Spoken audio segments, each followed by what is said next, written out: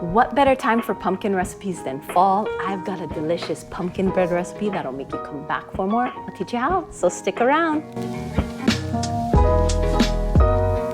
Aloha Maika'i, my name is Relle and welcome to my kitchen where I like to share all my favorite Hawaiian and local recipes. It's fall and that means the perfect time for pumpkin recipes and I've got a good one today. Let's make some pumpkin bread. So first we're gonna start with the dry ingredients. You're gonna take some all-purpose flour and put that into a bowl. A little bit of baking soda. This causes the bread to rise and give it some lift. And of course you need pumpkin pie spice. Pumpkin pie spice, it just reminds me of fall. It smells so good. You can make your own, you can buy it, totally up to you, but add some of that in there. And of course, a little bit of salt.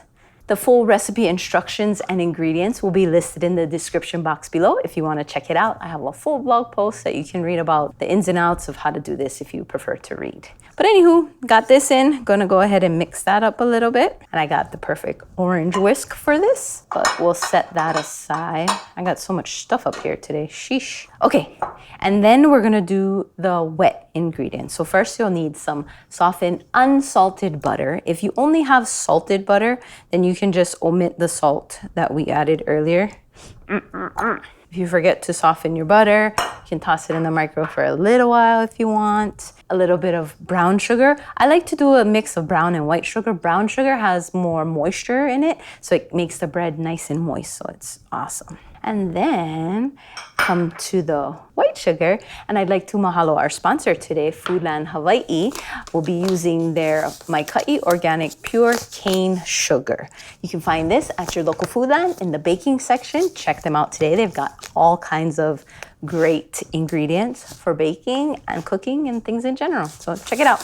So we'll add some of that in here. And then what you'll want to do is we call cream. You'll mix the butter and the sugars together. Try not to make a mess. I always grab bowls that are small. So let's see.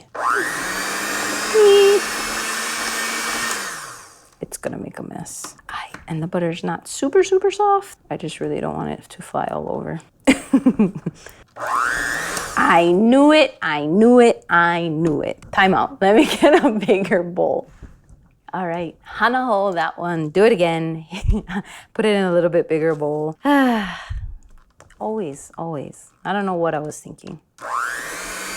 And this bowl probably isn't big enough either, but I really wanted to use the glass bowl so you could see. Like, I have bigger bowls that are not glass.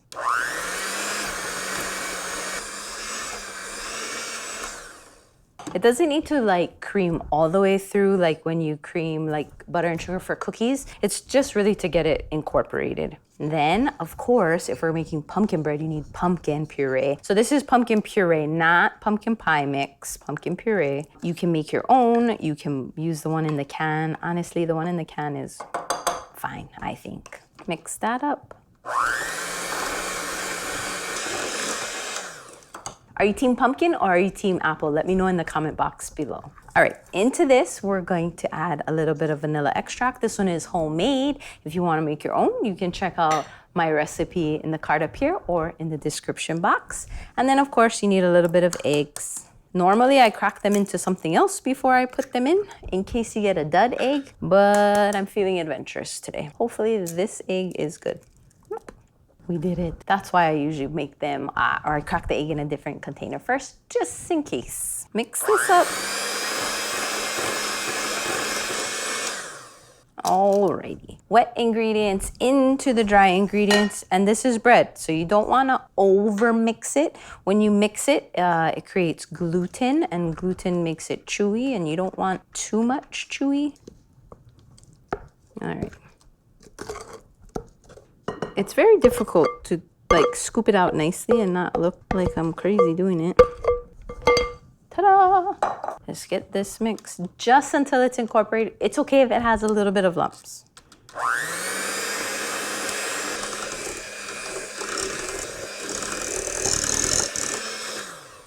Scrape down the sides. If you have a stand mixer, you can use that too. If you don't have a hand mixer or a stand mixer, you can mix it by hand.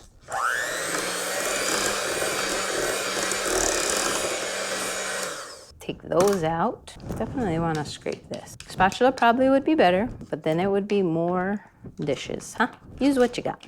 There's the batter. It's super thick, so it looks like this. And then you're gonna wanna get a loaf pan. You can use glass or metal. The bake time will vary depending on the material you use, so you just have to keep an eye on it. Baking is very much a guideline, so just keep an eye on it.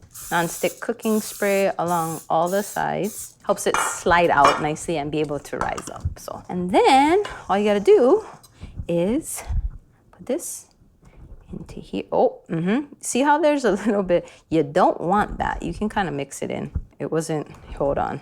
Okay, see how there's batter on the bottom? Or not batter, flour. You wanna make sure you get that all mixed in.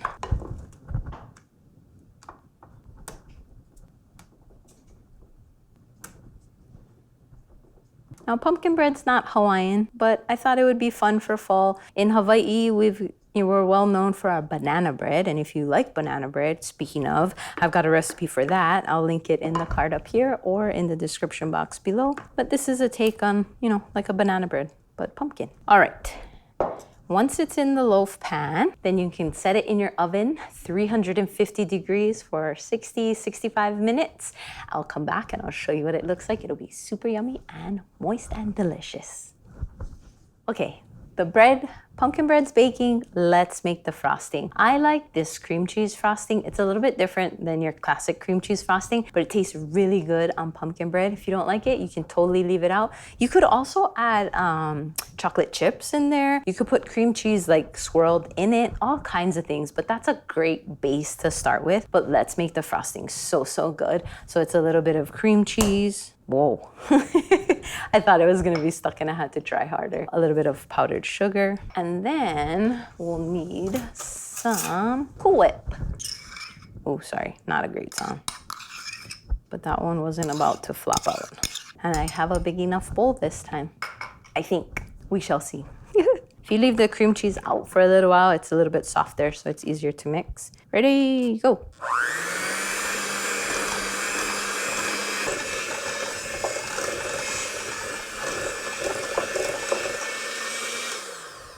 Alrighty, and that's the frosting. So while the bread bakes, we can just sit this in the fridge and let it, or not, up to you. If you like it a little bit more firm, I would put it in the fridge while we wait. We've got some time on that, but through the magic of TV. Alrighty.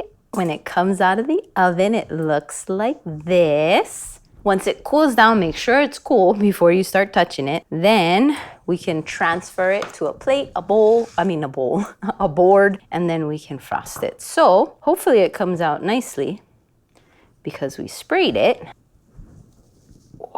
It's always so scary. You don't want to ruin it, And then I had put the icing into the fridge. So we'll get that. So the same one we made, I just took it out of the bowl and put it on here. Go ahead and frost this. You want to make sure it's cool before you frost it, otherwise your frosting is just going to drip all over and you don't want that. Like I said, if you don't care for the frosting, you want to put it on the side, you want to dip it, totally up to you. Some maple syrup on this would also be yummy. Gotta get every last drop. Like so. All right, it's frosted and it's so yummy. It smells so good. And let's, I was hoping the frosting wasn't gonna fall all over. And that's how you make a deliciously moist pumpkin bread, perfect for fall. If you want more fall recipes, then check out this video here. And until next time, ahui ho.